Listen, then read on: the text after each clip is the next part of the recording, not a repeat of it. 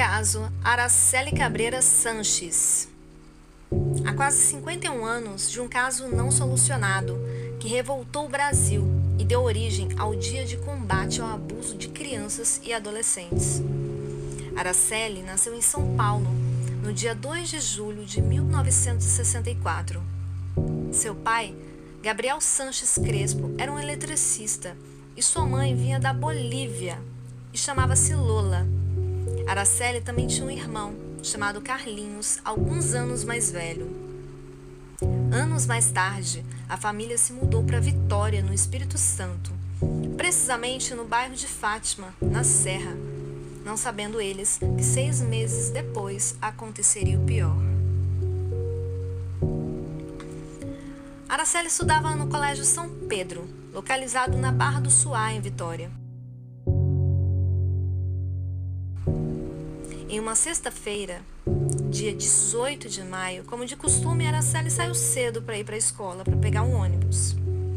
Mas nesse dia, com problemas de horário, sua mãe prescreveu um bilhete para a escola, pedindo para que ela saísse mais cedo, para que conseguisse pegar o ônibus para voltar para casa. A professora então deixou que Araceli saísse mais cedo. Araceli nunca mais foi vista e nunca entrou neste coletivo. Uma testemunha lembra de tê-la vista em um bar próximo com um gatinho. A testemunha alega que chegou a chamar Araceli para que ela não perdesse o ônibus, mas a menina ficou brincando com o gatinho e não ouviu. Foi a última vez que ela foi vista com vida. Ao entardecer do mesmo dia, o pai de Araceli, preocupado, começou as investigações. 6 dias então se passaram e no dia 24 de maio o corpo de Araceli foi finalmente encontrado por Ronaldo Monjardim, que na época tinha 15 anos e estava procurando pássaros na região, em uma mata, atrás do Hospital Infantil de Vitória. A criança estava irreconhecível, desfigurada e em um avançado estado de decomposição. Seu pai, Gabriel, a princípio reconheceu o corpo, mas dias depois disse não ser a sua filha. Mais tarde, em um exame, comprovou que sim, era a Araceli. E a pergunta em questão foi: o que aconteceu com a Araceli? Dona Lola chegou a ser acusada de tráfico e de ter envolvimento com a morte da filha, mas seu filho Carlos negou veementemente. E em uma matéria para o Domingo Espetacular, ele diz que sua mãe nunca saía da residência. Durante as investigações, a polícia ouviu cerca de 300 pessoas. O processo chegou a 7.000 páginas. Testemunhas consideradas essenciais morreram em circunstâncias misteriosas. Inclusive, Ronaldo, o que encontrou o corpo da menina, alegou ter sofrido um atentado ao caminhar pela rua. Tentaram atropelá-lo. O sargento que investigava o caso na época, José Homero Dias, prestes a finalizar suas investigações, foi morto e o caso, por algum tempo, ficou adormecido. O vereador na época, Clério Falcão, conseguiu a constituição de uma CPI na Assembleia Capixaba, alegando que havia omissão da polícia para que mantivesse os reais culpados fora da investigação.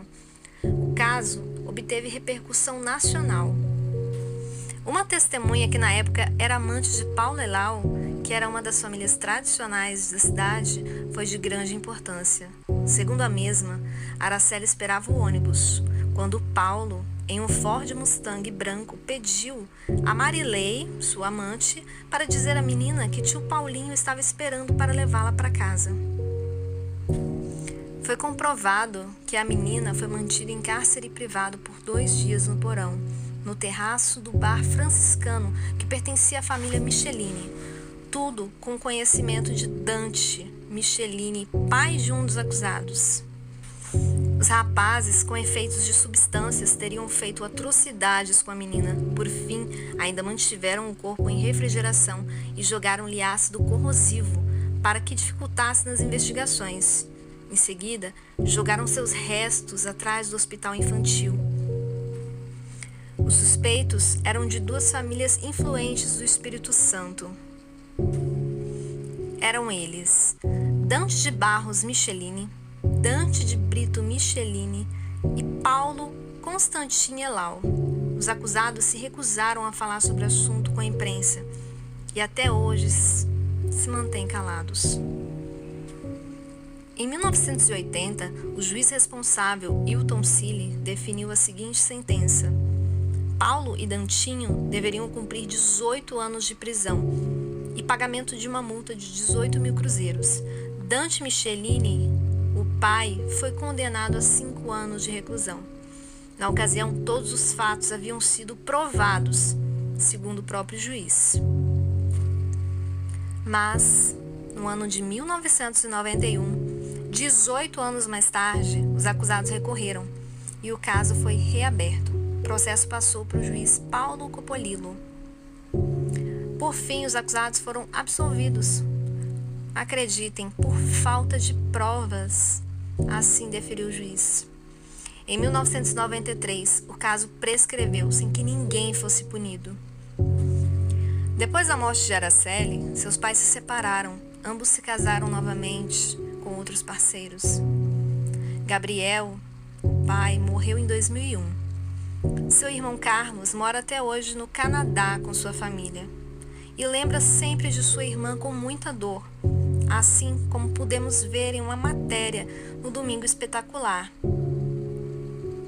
A rua onde Araceli morava, em Vitória, se chama hoje de Rua Araceli Cabreira Crespo. Esse caso é lembrado como um caso que passou impune pela justiça. E o dia 18 de maio ficou marcado como um dia de combate à exploração infantil. O memorial em homenagem à menina Araceli foi inaugurado em 2017 em Vitória. No local, é possível ver um mural com o desenho do rosto da menina, que foi abusada em 73. No mesmo desenho, também possui a imagem de Fabiane Isadora, de 2 anos, que foi abusada e morta pelo padrasto. O memorial fica localizado na Praia de Camburi, em Vitória. O espaço representa a luta pelo combate à exploração sexual infantil e é o maior mural do Espírito Santo.